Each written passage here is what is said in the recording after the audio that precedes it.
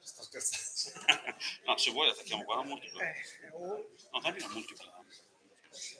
cioè presa? Mettiamo qua e usiamo quella multipla, no? Così attacchiamo. Sì, ma non so questa. Vai. Spina. Ci sta questa qua. No, no. No, no.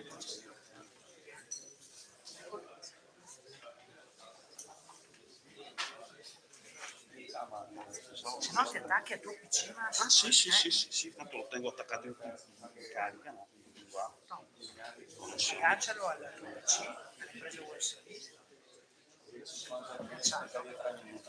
Che dite? È un 3 attimo. minuti. Vai.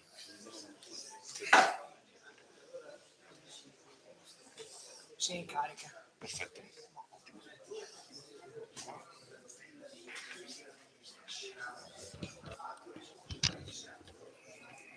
Farò la presentazione.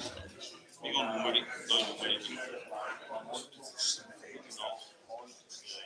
Effettive 7, 8. O dense, ma insomma. Non farò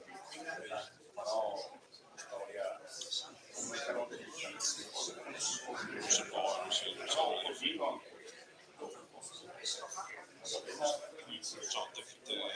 Effettiva la connessione con il bilancio però. Esatto,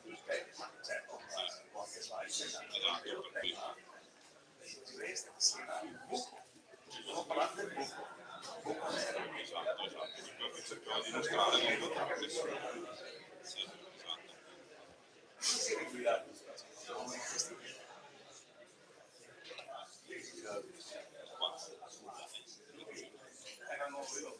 buttarli in taschino. Infatti che avevo detto io fare una roba che avevo detto dite simile alla però non si vede. Una bandiera del leone. Fate una bandiera del leone. Sì, ho fatto un diario. Se mi uscito il caffè di stamattina, pomeriggio.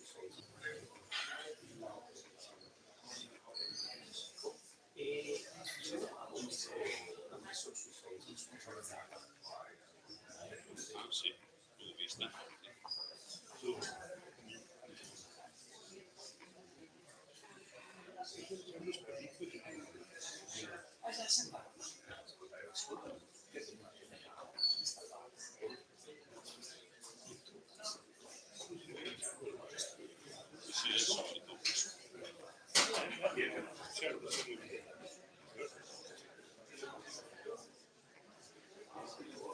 Che avevi, sì. Dimmi.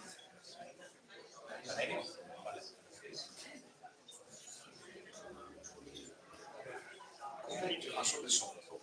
Sì, sì. Allora,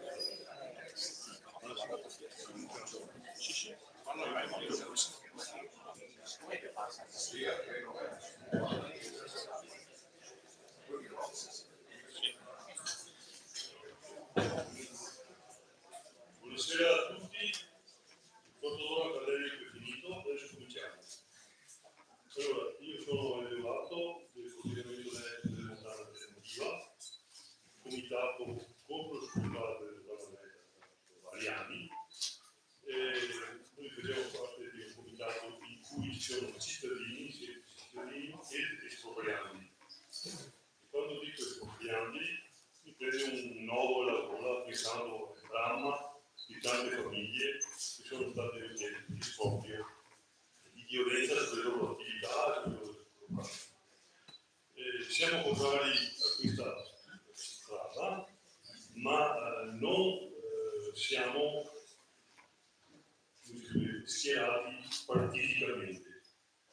Noi ci siamo trovati spesso soli, senza appoggi politici, né di destra né di sinistra.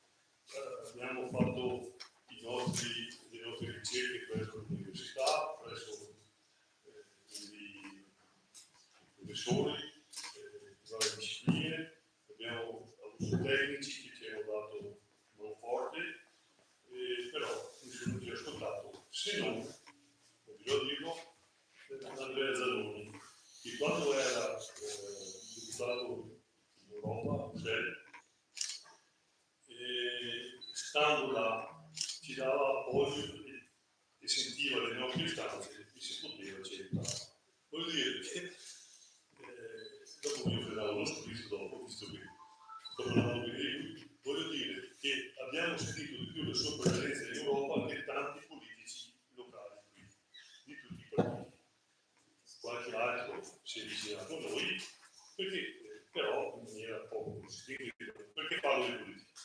Perché è un'opera calata dall'alto sulla testa di noi cittadini e chi ha in mano la cosa sono i politici che sono nella stanza di bottoni e noi non eravamo nessuno, eravamo carne da macello. E quindi ben venga cambiando il corso questa serata, perché credo che il desiderio da parte di molti sia di commentare, di vedere, di capire cosa vedono sotto i loro occhi quando passano in mezzo ai campi per le strade, quando vedono quest'opera. Vogliamo fare un commento a questo lavoro, a quest'opera, vogliamo dare un giudizio, perché è nostro diritto e anche dovere dei cittadini dare dei giudizi sull'operato dei nostri politici, per vedere se si meritano o no la nostra giudizio.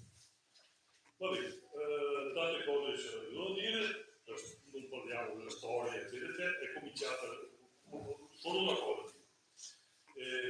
Noi abbiamo presente da Gasparona e da Bassano verso Piene, la nostra posizione stretti è che avrebbe potuto continuare da Gasparona anche con il periodo, con un'opera più leggera che sarebbe stata altrettanto efficace e 10 volte meno distruttiva e meno impattante per le persone, per la società, se si sarebbe fatto, per la società, se si sarebbe fatto forse più uno studio di razionalità per le cose che esistevano in questo territorio, cioè dai centri urbani, dai siti artigianali e quant'altro. Non parlo più, lascio la parola a Davide Nordio, che è il giornalista che farà il coordinatore il quale avrà il compito, diciamo così, di non far sì che solo noi del governo diciamo la nostra. Qui c'è il politico che non deve essere soffocato da noi e darà spazio alle persone che dovranno intervenire. Siete a fare lunghi comizi, a qualche domanda, a qualche più consultazione. Grazie.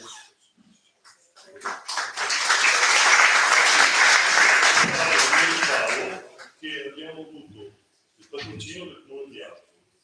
Di questo sì, siamo contenti, vuol dire che Asolo, anche lui si preoccupa, per esempio, della viabilità, ma dopo ne parleremo, e dell'impatto nel territorio. Qui c'è il vice sindaco, io adesso, che si saluto e ringrazio per il sindaco e per tutta la comunità locale.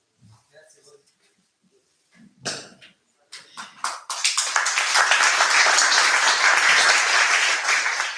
Buonasera a tutti, grazie anche per la presentazione.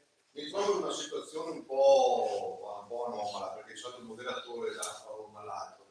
Scherzando con Elio, con Andrea e con Massimo ho detto che in realtà dovrei fare il mio ruolo un po' quello dell'avvocato del diavolo, che è quella figura che c'è nei processi di candidazione e nonostante possa anche credere alla santità di una persona, però deve fare le sue osservazioni. Questo perché sulla questione della Pedemontana di Andrea Zanoni era detto Massimo l'ho conosciuto appunto quando è nato il Covepa e quindi sappiamo da che parte sta, tutti e due. E vedo che ci sono anche tante persone, Matilde e Marco che il nostro qua ma vengono, però sono quelli che ho avuto. Perché per una circostanza piuttosto strana mi sono trovato a dover seguire da un punto di vista un po' diciamo diverso a quello istituzionale la questione della superstrada Pedemontana.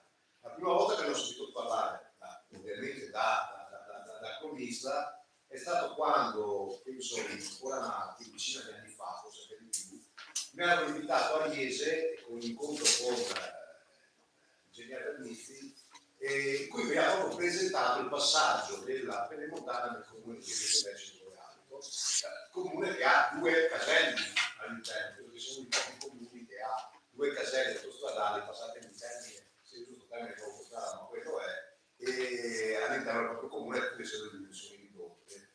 E sostanzialmente lì c'era capito il tempo di percorrenza e quant'altro. Quando